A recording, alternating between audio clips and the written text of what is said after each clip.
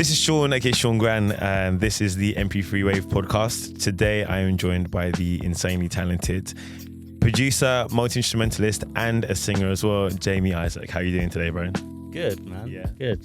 Yeah. That's a great introduction. Thank you so much. I'm glad, yeah. And you've got 3 amazing albums under your belt as well. A few great EPs too. Yeah. How do you define your own sound? Because obviously, I think, people ascribe the words sad boy, melancholic, all that kind of stuff. I mean, I'll take that. Yeah. I'll take that. But, I mean, the music definitely has a sad tone to it. I think the way I write music is it's like a diary entry, so it's not all of me, it's the thing that I like to write about. So it definitely has that sadness to it. But it's definitely just, I always think it's music that you go home at night and you might have had a few drinks and you sit on your bed at 3 a.m. and then it's the music that you'd want to put on. Yeah. And do you see yourself as, because I know historically you've said that you're a producer who sings, not a singer-songwriter naturally. Do you still see yourself that way, or is that changing?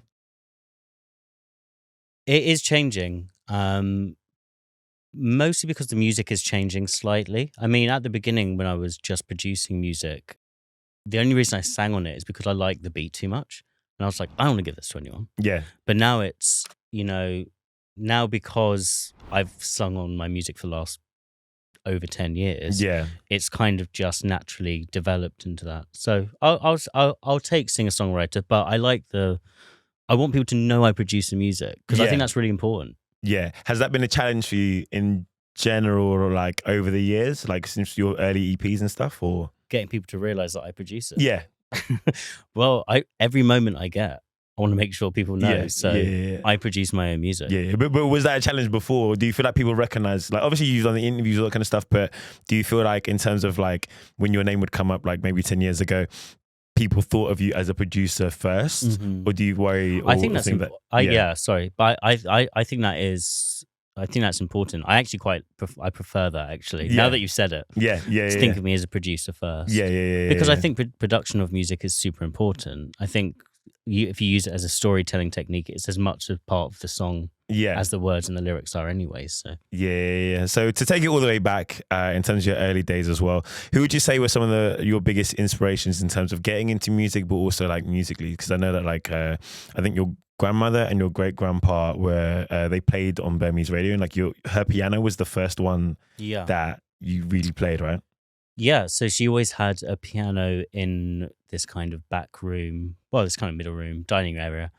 And I just was drawn to this room. And my granddad used to have this insane, like, vintage synth next to it. Oh, wow. Which was never like opened. Like, I was never allowed to touch that. But the piano was always there to kind of be tinkled on. Yeah, you're working your way up. Exactly.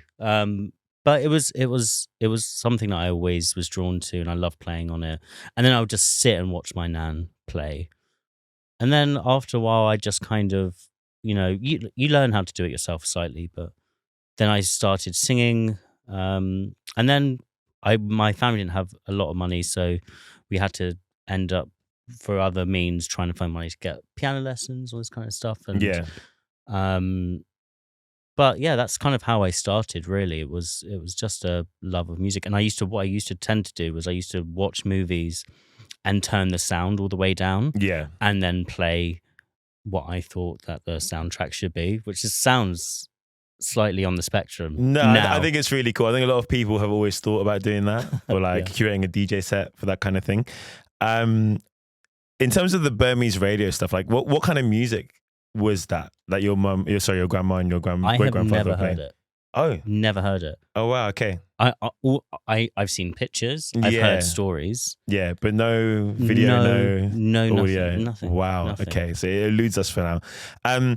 Naturally, classical music was an inspiration for you starting out, but obviously like rare groove and then jazz artists and hip hop artists, jazz like Chet Baker, all that kind of stuff, were big for you too. Can you tell me a bit more about how you progressed, and not to leave classical behind, but then you started to embrace other genres as well?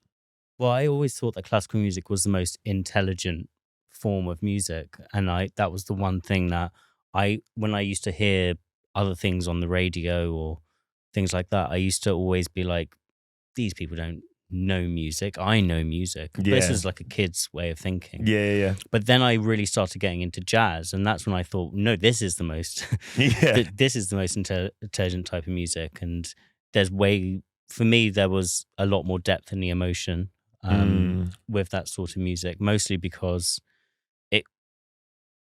it could pair vocals as well, but more vocals that aligned with what I like to hear at the time. Yeah. Rather than things being sung in Latin or things like that. But then after that, when I first heard things like Mount Kimby, Oh yeah, that was a proper moment for me. the legends. Yeah, that was a moment where I was like, oh no, electronic music can be super just intellectual. has a new love every couple of years. Yeah. Like, this is the most intellectual sort of music, because now they're doing everything I love, plus these mad soundscapes. Yeah. And then that was my way of wanting to get into production, like being like, how do I create something like this? Yeah. That hits on so many levels, like, just, I love the way that clap sounds just sonically. Yeah, the reverb. Yeah, is incredible. No, totally. Yeah. And you started out with Logic Pro, right? Logic Pro, when it was owned by eMagic. Oh wow! So pre-Apple. Pre-Apple. Yeah. They used to sell a microphone and a CD thing. Yeah, as like an install disc. an install disc, as a little pack. Yeah. And my auntie bought it for me. And the one thing I remember being crazy about was the fact that I could do a violin sound on it. I was like, I don't understand how this works. Yeah. Like, there's a violin in the computer. Yeah. When I first went to Japan in 2002, I was a young boy. Like, I was 12 turning 13 out there. And again, they had a music hall or a music shop with 7 floors. Yeah, those are the ones. And they had one of the keyboards, and it had the bow do, it had the scat keyboard. Yeah. I don't know why, but that memory always sticks out to me. I saw some amazing cars, met some amazing people, but it was playing that keyboard. And I'm surrounded, because I went with my church. I was the only kid who went, and it was a group of 30 mostly black men and women who sing in the choir, and we're all just this is crazy. We're playing scat sounds on this keyboard, and they sound authentic, Badoobie, it was very weird. Yeah, there's a proper magic with all of that. Yeah. And if you get sucked in, you can be there for hours. For sure. So you eventually ended up going to the BRIT school, which is where you I believe that's where you met Archie Marshall, aka King Krule. What was the impact, aside from meeting him, of attending such a prestigious location? Well, I didn't want to go. Yeah. That was actually the main thing. I didn't want to go to the school. I had just started to make friends at my previous school, and then I was like, because you start in year 10, so I didn't even know so that. it's not like a year 7 thing. Because Jessie J went to my secondary school, Yeah. and then she ended up going to the BRIT. Yeah, I didn't yeah. make that connection. Yeah, that so she you would have go in gone year from 10. there, So it's 3 years of trying to make friends. Well, for me, it was trying to make friends. Succeeding. Succeeding in year 9. Yeah, and then and then all right, bye. And then they were like, and then my mum was like, "Oh, you should think about this." And I was like, "Look, I'm not doing this all over again." Yeah. But she wrote the application form pretending it was from me, and then just told me. Did you know she was doing that? No, but I did find out that she had done it. Yeah. So I asked a friend of mine who was at the BRIT school at the time to give me a letter with a letterhead. I then scanned it into my computer and then wrote, "Hey, sorry, your son hasn't been accepted." So you tried to fake. And I just left it on the pile of letters. Yeah. And then I didn't hear anything for 2 weeks because they just didn't mention it. Yeah. You must have been really turning cogs in your brain, being did it work? But I was just thinking, I didn't know if it worked. But then my mum kind of burst into my room with my letter, and then the official letter. My one was all pixelated and stuff. My God. It was she was like, "You're going." Yeah. All right. But the school was fun because you're the only person in your previous school, or one of 2 or 3 maybe, who liked doing music and wasn't using a music lesson as a DOS. Yeah. It was something that, I actually cared about. So then you go from that to a school where everyone around you's really good. Yeah. And you thought you were quite good, Yeah. and then you get instantly humbled. Yeah. You're which meeting is other people really who've been good. chasing the pinnacle of intelligent Yeah, music. yeah. And the thing is, because everyone's so good, you get humbled really quickly, which is really good for a 14-year-old. Yeah, especially Because someone who was thinking like listening to music, being like, these guys suck. You know, yeah, exactly. yeah, exactly. So it was definitely something that I loved. You get to work with people all the time. You get to do live shows at the school, and it's a cool place. And long may it continue. Yeah, for sure. So as you started dropping music, you were collaborating with people like Reggie Snow, obviously Archie, as we mentioned, Jesse James Solomon, all those kind of people. Obviously Archie was eventually your roommate, but how was it that the scene came together at the time in your own perspective? It didn't. It just all happened without anyone realizing, or anyone being kind of aware of it. It was people telling us it was a scene. Yeah. So it was. Because you're inside looking out, it must have been really strange. Well, it was just a bunch of people making music. Yeah. That's all it was. It was just people, sitting in a room smoking. Yeah. Up until 3 ordering Pizza Go-Go. Yeah. And then shout out to Pizza Go-Go. Got me through a lot of time. Yeah. Chicken, mushroom, and black olive. That was, I think, just the thing that the pinnacle. Yeah, that was of the pinnacle. Pizza Go-Go. Yeah. But it was just a bunch of people doing stuff, and then people putting out music and putting on the internet and seeing where that went, and it went somewhere. And everyone that I've made music with has done so well. It's kind of insane. Yeah, but I mean, don't downplay your own achievements as well, and like your own sound too in that breath. Like obviously, people have gone on to do amazing things too, but you're Jamie Isaac, and that's an amazing thing as well. To be sat opposite you. I mentioned it before, but tomorrow I'm interviewing Jarman Jones of Ezra Collective, Sumo Chief. We just had a little flashback to those days. And obviously you didn't work with him directly, but he worked with Maxwell Owen, as you mentioned, who worked with Pinty, who is in your Fader interview, and you've worked with before as well. When I looked at the two sides, because I've known about the Peckham/South London jazz scene, or Renaissance that people like to call it, for a long time.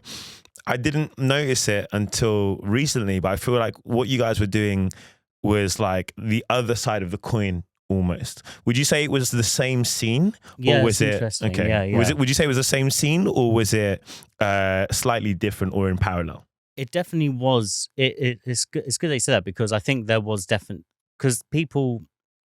Yeah, it's interesting they say that, mainly because I think it's two different things. Yeah, two sides of the same coin. Yeah. I mean, we were always interacting with one another, but we knew that. I mean, they were really focused on jazz. Yeah. And they were amazing at it, and I could have no place in that world, really. So I'm so happy that they can do their thing and we can do our thing, and we can still interact with one another. Yeah. And also the crossover there was, Maxwell Owen, who's an insane producer. He was in my band for a while when we were doing live stuff, and he would do like a whole record with Joe and all this stuff. And it's amazing, and like all that kind of stuff is really special. But it definitely was, I would say, a different scene. Yeah, I find it so interesting because like those who know about Maxwell, they know like just what a talent he is. And when you look at his footprint, he's on so many things, whether it's like listed or unlisted. And because like I even when I interviewed Joe in 2016, before him and Maxwell ended up coming on my show and performing live, he asked me if I knew Maxwell, and I didn't know Maxwell. And in the years that followed, I got to know Maxwell. And it turned out most of the stuff that I loved from this area was, he had his fingerprint on, you know? So I've never met somebody who loves creating things as much as Max. You know, he is just someone who cares deeply, and he just gets so excited. Yeah. He's so excited about it. Like, He was the first person to, and I'll put this footage in the podcast when it comes out. He was the first person to play a CDJ like an instrument. Like I've never seen a man use like a mixer like it's an instrument itself. And it's like I'm watching two musicians. When it's Joe on the keys and him on the CDJs, and I'm like, this is insane. This is just like unparalleled, Moving to your first full-length project, Couch Baby. Obviously, the title comes from, I believe it was your mum calling you and your cousin that, or something like that, or like historically, because I don't know, you can tell me the details. What was the process like one of writing the album, especially from such an insular perspective, but also seeing it go on to be well received externally? Well, I was still kind of in shock that people wanted me to write a record, Yeah. and I wanted to do something special. I listened back to it recently, and for the first time in years, and I did think to myself, oh, this is pretty good, Yeah. actually, this record, because I did think at some point my songwriting wasn't hitting as well and things that they could be right now. But it was exciting to show people what I could do with a long form record and, you know, get it out there. I was nervous, but I got it done. Yeah. Do you, other than Couch Baby, do you often go back to your old releases, or do you tend to just... Yeah, totally. Oh, you do? I do that but all the time. But Couch Baby is just like... Couch Baby, for some reason, I just... You have a different relationship with it? Yeah, I do. Yeah. I mean, I definitely listen back to songs that I've written, mainly because I always go, I don't keep a diary. Yeah. You know, your music is your diary. And music is my diary. Yeah, so some people will go back onto diary entries and reread how they felt 2 years ago, 3 years ago, and that's my form of doing that. So it's my way of reflecting, and it's not like I'm putting it on at parties or anything like that. Yeah. What is it about Couch Baby? Because I can't remember the interview.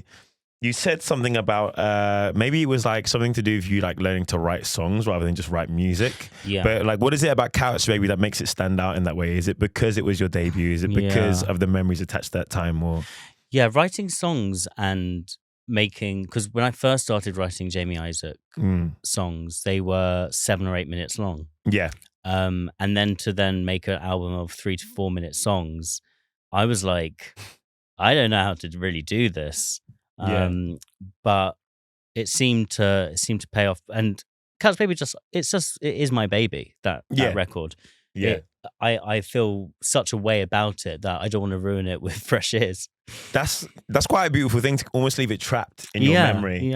And almost like have the impression of your release rather than like as an imprint. Rather than like, because as you mature, you change, your perspective on things change. And you've historically called your latest album or project, as every musician does, the best music you've ever made. And so to go back to it, it's got to be quite like really unusual hearing your old self speak to you from the past. If that makes sense? No, totally. Yeah.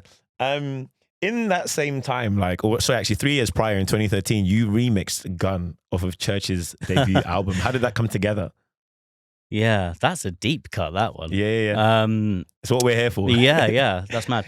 Someone just got in contact and said that they really liked my first single, and they wanted, which was Softly Draining Seas, it was called, the first single, and then they wanted me to remix Gun, and I just did it in my bedroom in my parents' house but I was so nervous about it because I was like, oh my god, this is really important. Yeah, and CHVRCHES wasn't even CHVRCHES yet, you know. That was like their first album. Like, obviously it's a remix opportunity, and like they're still doing things. And I was getting paid. Yeah, I was like, this is insane. I'm getting paid to do this, and it was a good fee at the time. So I was like, okay, cool.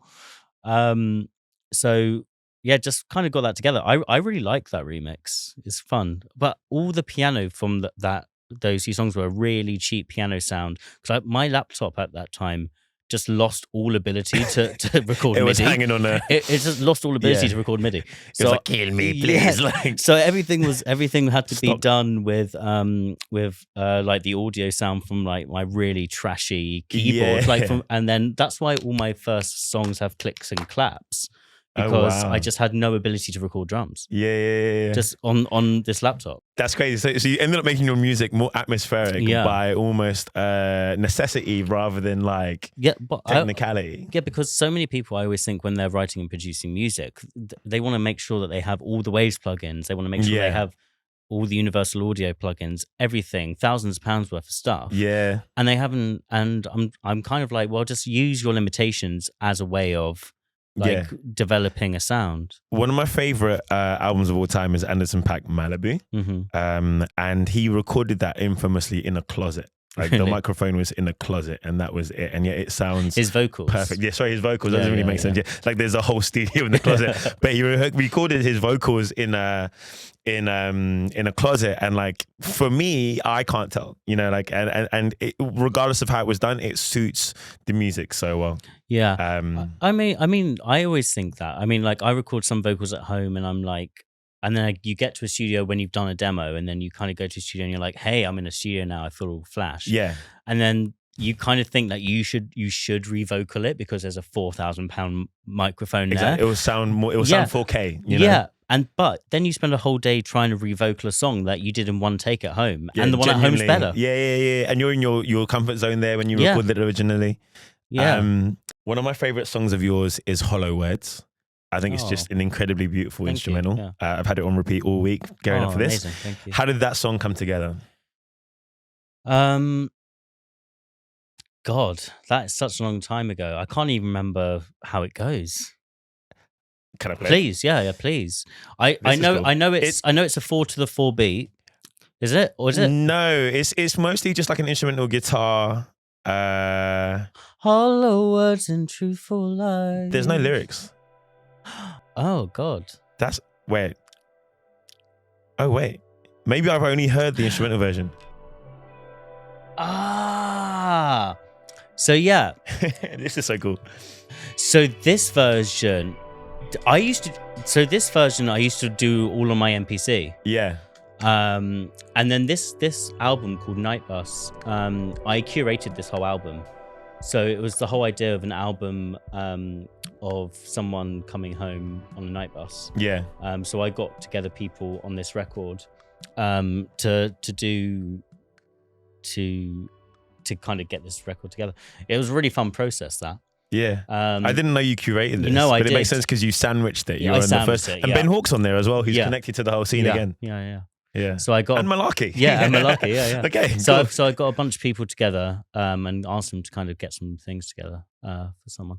But it was fun. But that song I used to when I used to first do my live shows, I used to just do it on MPC. But that's almost a remix of an original. Because on YouTube there's a video that There's you another made one, of the live mix version. Okay, but are you the way you sang words? Did it originally have lyrics? It did have lyrics. But that version's not. No, I think I put those lyrics on another song somewhere. Crazy. I don't know what song. That's a really cool story. Yeah. I wasn't expecting that.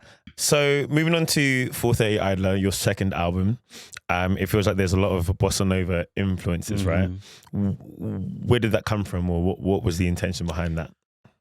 I love bossa nova music, but I was doing a tour for the first album, and I was in San Francisco, and we went record shopping, me, Max, and Jake, who's my drummer, and I just came across a couple bossa nova records, and I kind of just realized this is something I should make. I should try and remake this sound, try and make it even a UK sound if I can. And I knew I wanted to put live drums in there. The reason being is because when I do my tour, before, all the songs sounded great with live drums, but I was always programming drums. Yeah. So I wanted to go back to, getting a studio and try to write in a different way. Yeah. There was more money behind it for the second record. So, we could do things like have 4 days to track drums, and it was fun. It was fun. It was luxury though. It was luxury. Yeah, ordering Deliveroo in, all this kind of stuff. But yeah, it was a fun record to make, and I enjoyed it. And I think my songwriting really took a leap. Yeah. In that second record, I was a bit more willing to accept kind of more pop overtures and kind of just have melodies and kind of have more just be more confident in what I thought would sound good. Yeah. Was that process a challenge, or was that something you naturally embraced? Because you talk about like the idea of pop overtures and all that kind of stuff. I wouldn't say I naturally embraced it, but I mean, all of my friends would know that I love R&B music. Yeah. I love R&B music, and I love... Yeah, you used to mention SZA a lot as like your favorite. I love SZA. I love Bobby Valentino. Oh yeah, hey, Slow Down classic. Slow Down, yeah. Miss Officer, all that kind of stuff. It's insane. I loved Omarion.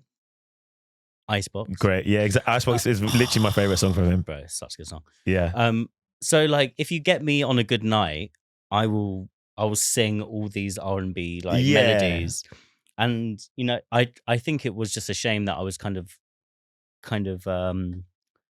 you know, distancing myself from just something that I enjoyed singing. Yeah. And you want to make music an enjoyable experience to write. So I Yeah. was just kind of like, oh, let's do it. Nice. And then after 4:30 Idler, what year was that? That was like 26. No, it was 2017, 2018.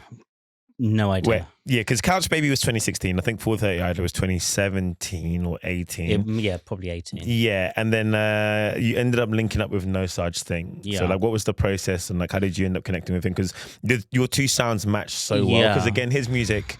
It's funny because I don't know. Did you listen to like when he linked up with Kid Cudi or like Kid Cudi was on like Man of the Moon and all kind of stuff? His music was very like futuristic and bouncy, but it was only after that it kind of took that melancholic tone where he's got the black and white album covers, all that kind of stuff. Well, he's a great friend of mine. He's like that whole process of writing with him was just so fun. Yeah. It came about because it was just a normal kind of session where, you know, two people were kind of like, hey, I think this could work. And you're kind of not always involved. He was in London doing sessions with people. Oh, so it was here actually the connection began? Yes, in London. And then we spent the whole day listening to things like Icebox. Yeah. And things like that. And we just instantly connected and we went to get some Chinese food afterwards and we had a great time. And then I was doing a lot of writing sessions in LA, so I was going over and seeing him because he lives there. Yeah. And we just really connected and we just thought, we've got like 3-4 songs. Let's try and make, the first idea was to make maybe a long form thing, but ended up kind of taking too long. And that it did take a while for that to come out, to be fair. Oh yeah. What was the reason behind that? Timelines, 2 different people, 2 different continents. Yeah. All of the above. Yeah. Yeah. But I love that man. Everything he does is amazing. So yeah. I think at the time when you were doing interviews around that era, you said that there was more music that you had made with, I don't know if it was with him or with other people or solo. Because I think you mentioned like a bouncy record coming out as well. So during that whole period, I can't even remember when that record came out. When's that record come out? I think it was 2018. 2018. I am going to check. No, it's right. But like, I mean, you're always writing music. Do you know what I mean? So you never know where it's truly going to go and what's going to truly happen. Yeah. And also you're always telling people, hey, because fans they're great, but they also, you know, they want the record. Go on, tell me how. 2020. 2020. Yeah, so Couch Baby was 2016, Revisited was 2017, 4:30 Idler was 2018, bang, bang, bang. Then 3 came out in 2020. Okay. I mean, that's not bad. No, it's not. It's not. I thought it was older though. I don't know why, because I listened to it when it came out. Yeah. But I don't know why. I think it feels more timeless or something. I don't know, to make me think it was older. Yeah. But yeah. But no, it's you're always making music, and I pretty much wrote an entire album, which eventually I kind of got to the end of it, and I was like, "Oh, this is terrible. Really? I hate it." Yeah, I think only maybe one song from that kind of made its way into Future. Okay, would you tell us which song it was, or you still have to think about it? I can't even remember. Okay, that's the thing. I mean, fair. I'm just thinking like out of all these songs, how many drafts? You know what it is like. You're on your laptop and you have a whole playlist, countless songs, and you're like, oh, this one's actually quite good. Maybe I'll try and get this back. But, yeah. And through that whole time during COVID, lots of things happened. So the record label that I was with at the time, I was going to do my 3rd album with them. They then called me, well, not me, but they then said that they wanted to re-sign me under a completely different deal because streaming wasn't a thing. Yeah. When I first started, when I first started with them, because it was EP's album deal, it was kind of the whole thing. Yeah. So when streaming came into it, and then they looked at the money that they were going to advance me or give the project, they were like, we want to re-sign you with a massively different deal. Yeah. Which in hindsight, I probably should have just been like, yeah, okay, whatever. But at the time, I was a bit like, oh, I've just spent like 3 years writing a record. Like, and now you want to am I change going to it get paid for it? Yeah, and you're at the finish line now. Where it's like Yeah. you could have told me that when I was starting the race. Yeah, you know? yeah. But and then obviously COVID happened, Yeah, and then that was a whole thing of just exactly. Was the scrapped album the original one that you were releasing with Marathon, or was it okay? it wasn't Please Remember Me. No, it wasn't Please Remember Me. Yeah. That the original one was that kind of was, yeah. So I was going into the studio, we're doing the demos. The demo sounded pretty good at the time. Yeah. Something that it was definitely a formed thing. Yeah. In hindsight, I'm pretty glad that I didn't release it because, you know, I think 430 Idler is a really special record, and I think I was maybe rushing to get that third album out. Yeah. Because you're like, oh wow, Doing Better, which was a massive song on that record. Like, that's gaining lots of traction. Like, let's try flood and the streets. Let's try and get that song out. And maybe sometimes you just need to sit back and chill. When's the last time you listened to the scrapped album? Never. Oh wow. I don't even know where I would find it. Oh wow. Okay. Yeah. So when you blocked and deleted the album, basically, like yeah, pretty much. I mean, I remember there was one song on there called Change, which I thought was really cool, but I mean, I wouldn't even know where to find it. Okay. I think it's like a previous laptop or something. Okay. Going back to R&B, you love a good interlude on your projects, right? Yeah. So what is the importance of the interlude to you? Tell me a bit about that. Like, was there an interlude? And actually, we'll get into that question afterwards. Just tell me about the importance of the interlude to you. Oh, I do love an interlude. I love an intro. Yeah. An interlude. You do. Sometimes and an outro. Sometimes, yeah. Sometimes an outro. I just think it's nice to kind of make something feel cinematic. Yeah. And to have moments of rest. Tying back to your film scores, potentially. Exactly. And just to have these moments of reflection of first half of the album, second half of the album. Yeah. Also, there are some songs that are great little ideas that you can't fully fledge into a long piece because you think, I just don't know what to do with this, but you want people to hear this little snippet of an idea. Yeah. So you kind of rework it into something else, and you can kind of be like, oh, I can imagine this as an intro or an outro. But I do like to bookend records, and I do like to have a nice little moment in the middle, just because I always think that, you know, slowing down and signs, and also just to remember that, you know, it doesn't need to be a 10, 12 track album with 4 minute long, 3.5 minutes. Hits. Exactly. Because an album is an album. It's not meant to just be a selection of songs, you know? Yeah, and especially given the emotion in your music, it probably makes sense that you have like almost a rest break or a second to breathe. Yeah, no, yeah. In terms of the concept of your album. Totally. And also as like a time without me singing as much, you know? Do you know what I mean? Just like... Producer first. He wants to make it known he's a producer first. Yeah, exactly.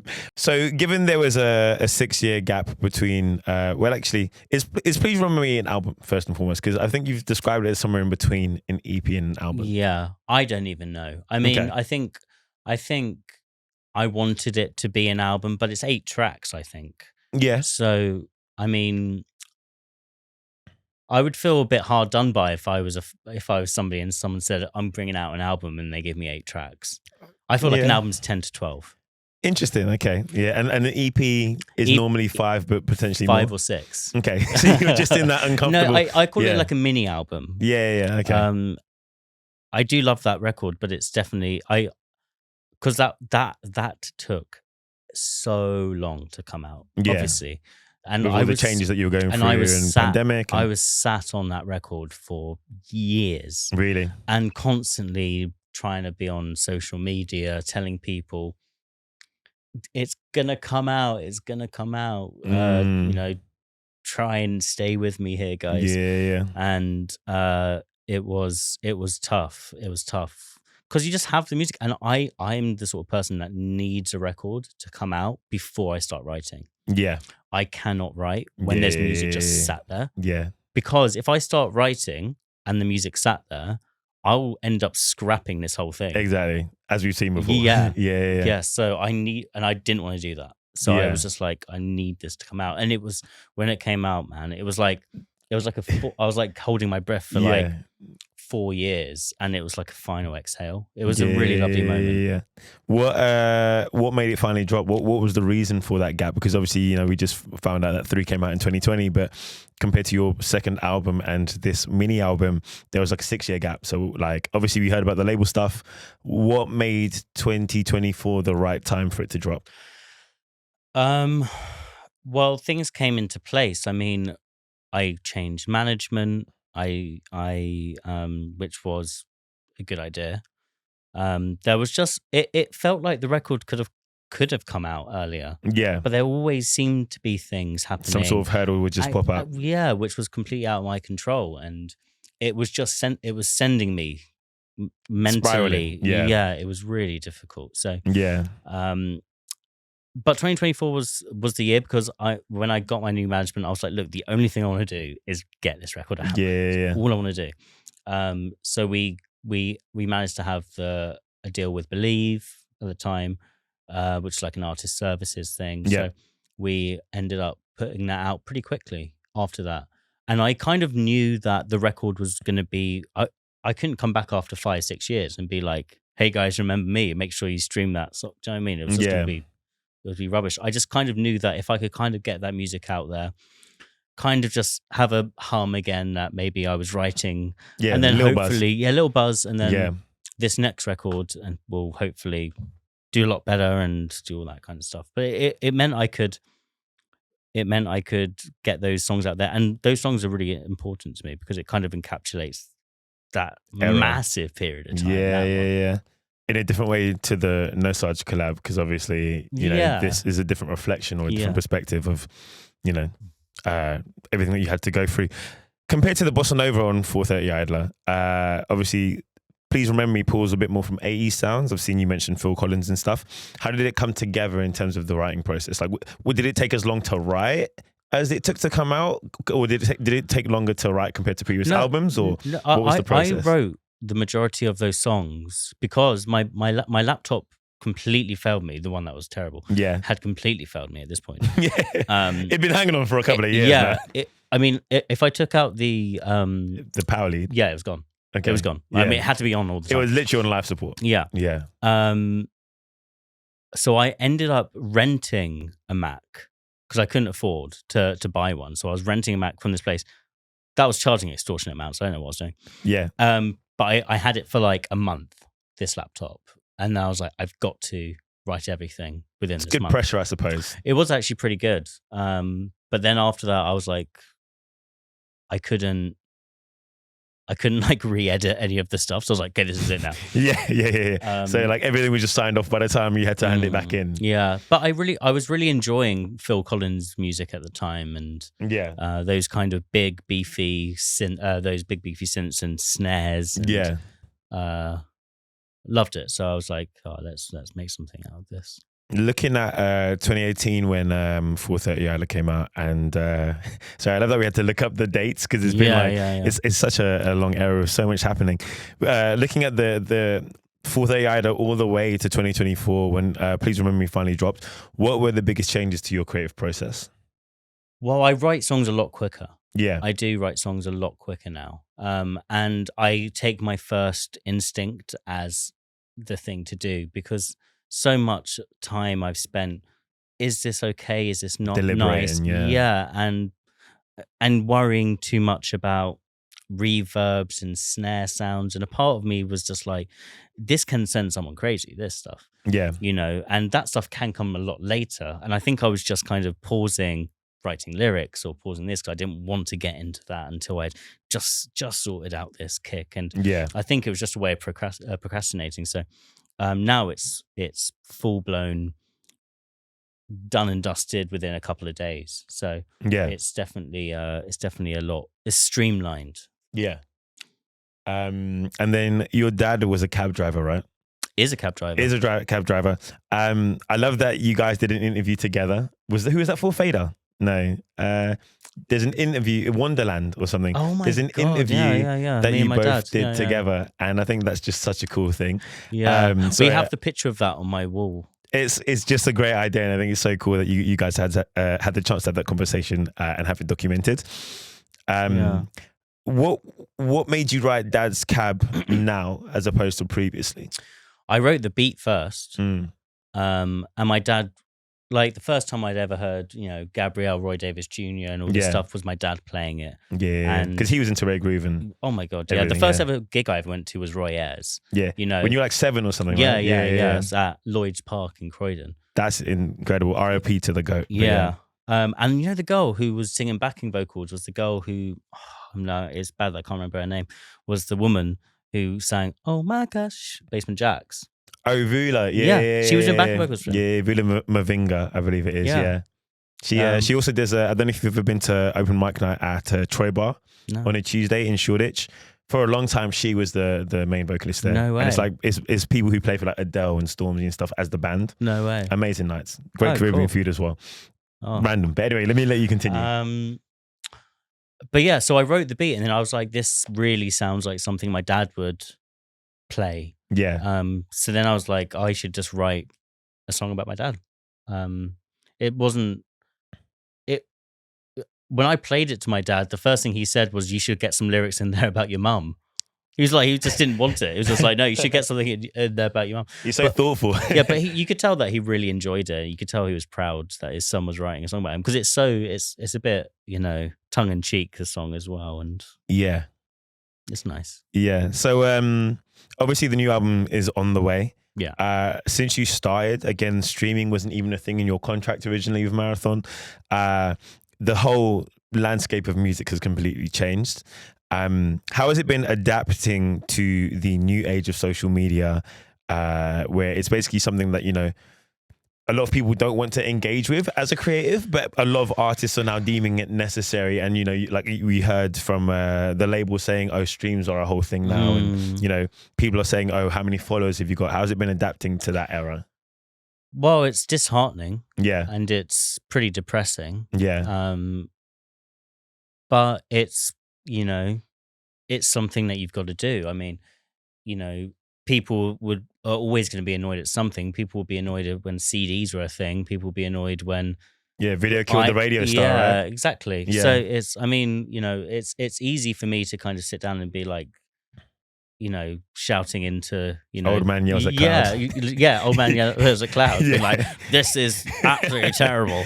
Yeah. But I mean, like, it's just something that you've got to just accept. Yeah. I also do think that kind of this short form content in terms of like TikToks and like Reels and YouTube Shorts, I used to think was something I could never get into. Yeah. Because first of all, I always think that you need a personality to kind of get. I was like, I don't know what I can give. Yeah. Like, I'm not like the most natural in front of camera. Yeah. Funny because your music is so emotive though, right? Like you. But also, it's just kind of like. Also, I just don't think my music suits those platforms, because a part of me is a bit like, you can't be like, hey guys, Yeah. Hey guys, please stream my very sad single. It's coming out really soon. Hey, I make music like this, and it's like a really downbeat song, and you're like, songs to cry to, dropping tomorrow. Yeah, exactly. So I've never known what to do with it. I always thought that when people would find the music, they would find it on their own without me trying to push it in front of their face. But that changed. That's changed dramatically. Unfortunately, but all fortunately, but yeah. Now that I am trying to do that, I'm trying to make all these videos, but make it like mini music videos. That's what I'm trying to do. Try and get the essence of the songs. Capture the moment. Yeah, exactly. So I'm not a fan of it, but we do it. I'm in it. Yeah. We're in the game now. The new album's on the way. What can you tell me about it compared to your past work? It's a lot more bandy, I think. So there's a lot of stuff that it definitely feels like it's a complete change in music. I mean, there's some that feel nostalgic and familiar, but there are real kind of indie kid, dark moments in there, which feels exciting. There are some songs on there that I didn't particularly like, and then I played it to someone, and everyone just loves this one song. Okay. And I think I am going to put it on this record, but I mean, I sure hope so. Don't scrap it like the other one. I know, I'm sure you played it with some people and they loved it too. To do it. But well, at least drop it as a separate thing. Well, I don't know, but because I was thinking about completely changing my name for this record. and doing it Okay. under a completely different alias. Yeah. No one liked that idea. I agree. That went down like You've a built lead a balloon. legacy. Yeah, You're already using a stage they were like, name. like what? Yeah. Did you have another name ready? Yeah, Extra Slim. I thought, really? Yeah, I loved that name. Is that a reference to cigarettes or something? I came up with it whilst I was smoking in a pub garden. To be fair, I'm sorry for. Yeah. I didn't think I would actually go. no, quickly. that is totally where it came from, and I always thought it sounded really cool. Yeah. The other one was bald by choice. Okay. Because I always said my dad was bald by choice. Right. Okay. Jada Kiss is someone that people mention because he started growing his hair out. Yeah. Exactly. So, do you want to give away these names because we might see bald by choice music in the future? Oh, you can have it. You can have it. So we're sticking with Jamie for the next one. Yeah. Good. All right. Are you still looking to do film scores in the future? Absolutely. Okay. I mean, what Johnny Greenwood does. Yeah. Fill me in because I'm not. Oh, so Johnny Greenwood was the guitarist in Radiohead. Oh, I see. And he did amazing scores. He works a lot with Paul Thomas Anderson, so he did. Oh, sick. He did There'll Be Blood. He did. He did the Diana movie. I think it's called Crucifix. I don't know what it's called. Diana. It's called. It's the Princess Diana movie. Yeah, Crucifix. It can't be called Crucifix. That's a crazy name for the Princess Diana movie. Yeah, but that was done by someone. But his music is insane, and I wanted to make film music for ages.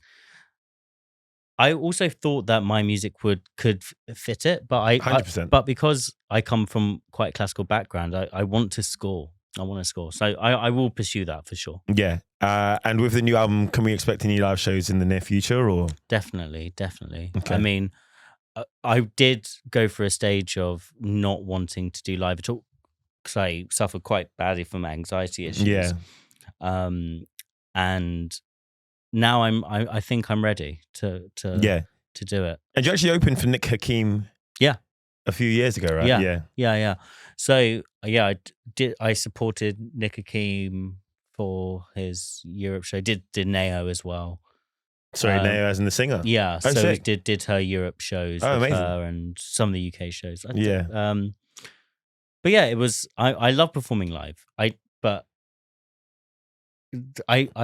the memories of doing it. But gearing up for it and then like preparing is a whole other beast. Yeah. Also when it's been a long time and all that kind of stuff. Yeah. But maybe what I'll try and do is kind of change the way that live performances should be. So I always wanted to have the idea of it be a set.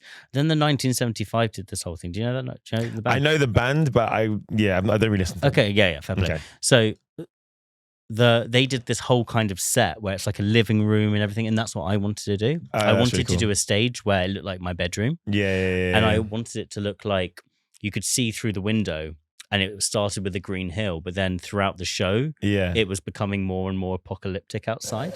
So it was then, it started more on chaotic? fire. Yeah, it started on fire, like the trees and everything, and by the end, it's all kind of mad. But and not for this album, but imagine you did Couch Baby Revisited, and it was actually the cover of Couch Baby. That would be amazing for the album launch. 10-year anniversary next year. Oh my god! Sorry to make you feel old. yeah, that's a really cool thing. I could actually do that. Yeah. You can have that one for free. Is it 10-year anniversary? 2016 is when it came out, so next year will be 10 years. Wow. Yeah. I'll take Bored by Choice and you can have that idea. Exactly. We will trade ideas. Love that, man. Yeah. Japan is one of your favorite places outside of here, right? What is it about Japan and Japanese audiences that make you appreciate that country so much? I've been a lot of times. Yeah. So, been over 15 times. Yeah. 50. Wow. Okay. So yeah, it's definitely a place that is that mostly music or mostly music. Yeah. I love Japanese people. I love the culture. I've always loved it. I love the music that comes from there. Some jazz and some just really cool band music as well. But Japanese audiences are definitely different from UK audiences. Yeah. I mean, they're much more reserved, but have you ever been to, you must have been to a Japanese show where they just clap at the end for ages for an encore? Yeah, you feel like it's like when a plane's landed. And you're just yeah. What? No, I got back to the dressing room but at the end of a show, and then the promoters came on, they're like, no, you've got to go. I was like, I don't do encores. Like, I don't have an encore prepared. Like, I'm not Robbie Williams. You know what I mean? I'm not like going on with like a five song encore that was planned. Yeah. You know, that's not my thing. So it's also what a reference to just come up in my head, Robbie Williams. Yeah, quite unique. Like, do you know what? It's because I was looking at an article about him earlier.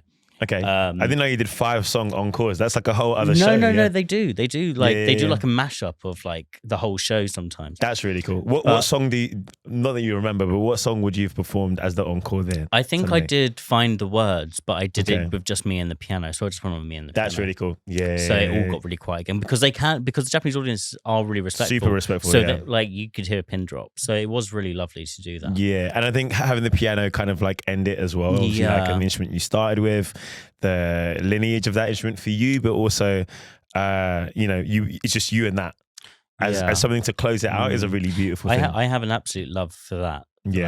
For that instrument. It's the most versatile instrument, I think. It definitely has such a longing sound to it that I think other instruments try to have, but there's something so natural and melancholic about the piano that I can't get over. Yeah. What would you say is the biggest misconception that people have about you? About me? Yeah. Personally? Either stage, like artistry, or personally? I think they would think that I was more serious than I am. Wait, is this personally or is this musically? I think it's personally. Okay. I think people, if they listen to my music and then they meet me, I think they would think I was a bit more serious. Yeah. But I like a joke as much as the next guy. Do you know what I mean? Like, I'm going to have to ask you to tell a joke now. What's your favorite joke? I don't even have a favorite joke. This is how boring I am. It's like interludes. Yeah, exactly. we just appreciate everyone. I just appreciate it. Yeah, I appreciate the art form of telling a good joke. Yeah. But I can't remember what the question was. Misconception. Biggest misconception, yeah. Well, I don't know. That's probably it. That I'm being more serious, but I don't. What would you say? Biggest misconception about me. About you? This is not. You can't ask the podcast. This is a conversation. I know it is a conversation. I think I'm not going to steal yours, but I think people think I'm a lot more serious than I am. You're not allowed that one. No, I've just done that one. But people actually do think I'm more serious than I am. Like, I'm going to find another one. Yeah. But and you got to give me one for your music then as well. If I'm going to do another one, but people do tend to think that I'm really serious, and like when they talk to me and I'm like, hey, what's up? And they're like, oh, like I just, I thought you were really serious and broody and stuff, or like, moody. Other misconceptions, I don't know. Growing up in school, being light skinned, there was always misconceptions about me, and I'm not going to go into details about those, but I think that speaks for itself. Back to you. Got out of that one. I'll think about another, but I'm not sure I'll get there. In musically misconceptions, I'm not sure what people could have misconceptions about. If they listen to it and they like it, they like it. Yeah. What? That's true. What would you say? What would you mean by that? I don't actually know. I mean, when I ask people that question, normally, I don't know, it'll be something to do with like, oh, they might think that I'm better at this than I am, or like they might think that I can't do this, but I actually do this, or like, like they might think I'm not a producer, but I produce all my music. And I actually did think of another one about me and then just forgot it. What was it going to be? People think that I'm a big risk taker, and people think that I just decide to do something and execute and it goes well. Whereas for me, I feel like I've always wanted to do certain things like release music, and like I've always been release music adjacent. So I've done everything else, had the radio show, done events, released merch and stuff. But in my mind and in my mental, I almost feel suppressed or boxed in because I have yet to do that. Like, so. But what's stopping you? Well, various things over time. Again, we talk about like random hurdles popping up, but this year, the goal as I'm leaving TikTok is to also drop music. So I think that's amazing. A good one. Yeah. That's cool. I think in terms of that, maybe they would think that I'm not involved in every aspect, Yeah. I'm involved from, I write everything I do. I produce everything I do, apart from the Nosaj Thing. Yeah, I mix it as well. Yeah, even the videos, right? The videos, all this stuff. Yeah, so I'll write the videos and all this stuff. So I try and be like an artist. Yeah, because there are amazing musicians that are insane musicians, so much better than me. Yeah, and anybody I know who don't who can't be maybe artists. They're good in that one lane and they excel. I'm not saying that I'm really good at it, but I just felt like maybe because I always I really like movies. I love films and I love photography and I love all this kind of stuff. So and you always have like these mood boards or these things. So I always like doing that. Yeah, great. That's a good one. What was the last song you heard that inspired you? McGee. Just everything that McGee's doing, you know, McGee. Yeah. It almost feels like the next generation of the kind of like scene that you guys come from. Bro. I mean, like, to be fair, like I heard his music, and I was like, oh, can you swear on this, by the way? Yeah. I was just like, oh shit, it's not the radio. Oh yeah, I was just like, oh shit, like this is really good, like sonically. And it's like really stripped back, but it's also really full sounding. But it's crazy, man, because like as soon as something like that happens, you instantly hear it in everybody else's music. This shit. Yeah. The wave just carries forward. I just can't believe it. And it's like, but also I think he deserves all the success he gets. 100%. So, you know, good luck. I think it's great. Yeah. And I don't know if you've watched, I think it was called Absolutely by Dijon, and it's him performing in his house. Yeah. So McGee is the guitarist in that. Yeah. So I only realized I didn't that even recently. know. Yeah, exactly. I didn't even know that he was that person, and then would go on to do all the things that he does. That is a particularly cool video. Yeah. And the fact that it's live, the album is basically the exact same. And Dijon's has got a new album dropping this month. Yeah. So lots to look forward to. What else are you listening to at the moment? Still SZA? No. Okay. I mean, I won't say no. To a bit. I'm mostly, because I'm still in writing mode, I don't particularly like to listen to much. Yeah. Do you feel like it kind of interferes with your process, or it's mostly because I hear something that I really like, and then I'll be like, okay, I should make a record that sounds like that. Yeah. It's really stupid. So my brain goes at a million miles an hour. The addictive personality kind of thing, you know, it's fine. It's normal. But I mean, I always listen to old music because it's just something that I don't get as much, you know, this sounds great right now, I should do this. Yeah, and it's got a lineage to your past as well, like growing up listening to it, right? So I'll always listen to Bill Evans, Chet Baker, Dave Brubeck. Your favorites? My favorites. And yeah, that's pretty much it, actually, to be honest, what I'm listening to right now. And I listen to tons of podcasts. Yeah. Tons of them. I didn't know how good podcasts could be until I started crowdsourcing suggestions for good podcasts. There are some great podcasts. So there's one, I think it's called 20,000 Hertz, and the dude interviews like people behind jingles and all that kind of stuff. He interviewed the guys who make the Apple sounds to talk about why your iPhone sounds like that and why the alarm has that sound and all that kind of stuff. Flying Lotus made some of the alarms. No way. I had no idea. The alarm that I've used for the last 5 years. Like Flying Lotus is one of my favorite producers of all time. What one did he do? I will have to get the name for you. But he did two of them. Daybreak is one of them, and Daybreak is the one that I use. Is beautiful. I don't even know how to find it. If you were Apple, you would like be advertising the hell out of that, but they just don't, do they? It was kept secret for a long time, and there's other people who are known that I can't remember right now who made the other ones as well. Send me that, because I want to hear that. So 20,000 Hertz, R&B Money was one that got recommended to me, which is with Tank and Jay Valentine. Tank is another R&B artist. That one's really good. I listened to an interview they did with Michael B. Jordan. Dave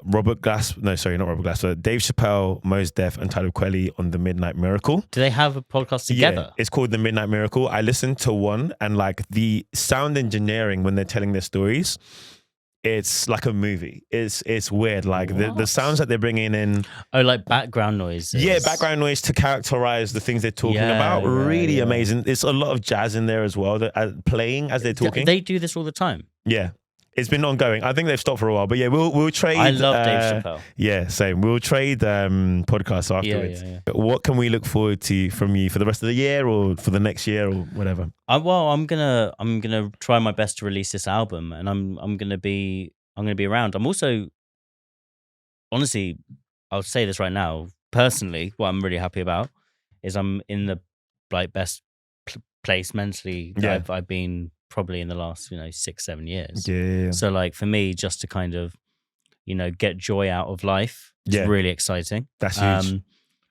And I'm also excited to show people this new music. It's going to be really exciting. And I do genuinely think that this is the best music I've ever made. So, I mean, to even do things like this in terms of like coming and speaking to you and just for you to like ask me these questions, really appreciate it, man, because it is lovely that, you know, you like the music and that you give me the opportunity to speak about it. Yeah, and the questions reflect my appreciation of the music rather than just being like, so how did you get started? No, I can tell, man, really. So it is a thank you. Where can people find you? So you can find me on Instagram, on TikTok, X. It's so weird to say X. I would never say that. I just won't. I refuse. Really? It's still Twitter. So you to just me. say Twitter. Yeah. But yeah. So on X.